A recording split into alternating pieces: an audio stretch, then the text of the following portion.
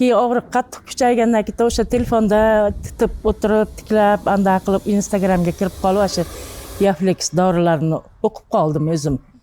Men Namangan viloyati Chortoq tumanidanman.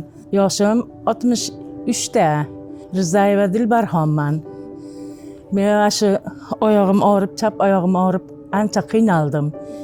Keyin o'sha Instagramni ko'rib o'tirib, o'sha Bioflex dorisini o'qib qiziqib qoldim o'zim. Keyin telefon qilib gaplashdim. Keyin jo'natishdi. O'shani icha boshladim. Hozir 2-kursini ichyaptim. Ancha og'riqlarim pasaydi, qoldi. Yurishlarim ham ancha yengillashib qoldi. To'xtab og'rirdi. Bundan 5-6 yilmi, 3-4 yilmi oldin qattiq og'riq bo'lganda o'zimizni poliklinikaga tushib, uchrashib, doktorlardan lecheniya olgandim. O'shandan keyin 1-2 yilcha yaxshi yurdim. Yana og'riq boshlanib, bu safar rosa qattiq og'rib qoldi. O'tirib turishim qiyin bo'lib, keyin og'riq qattiq kuchaygandan keyin o'sha telefonda titib o'tirib, tiklab, anda qilib Instagramga kirib qolib, o'sha Bioflex dorilarini o'qib qoldim o'zim. Shunga qiziqib, keyin bor tavakkal deb yozib, ism familiyamni jo'natib anda qildim, telefon qilishdi axtan. Keyin bo'pti deb ichishni boshladim-da. Endi yursam ham yengil yurib qoldim endi.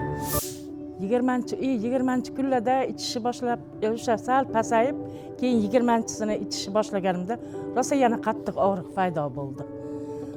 Qo'zg'agan ekan. 1-2 kun yana yura olmay qoldim.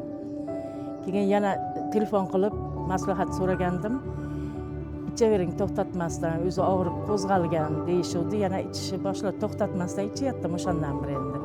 Hozir ancha yaxshi, harakatlarim ham yengil, yaxshi.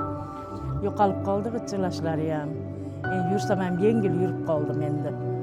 Shu mahallamizda ham so'raganlarga aytdim. Yaxshi ekan, ichingni olib sizlar ham deb. İchishni davom ettiryaptim. Hammaga tavsiya qilaman. Sizlar ijodkorlarga, sizlarga ham rahmat, shunchalik kelibsizlar. Rahmat.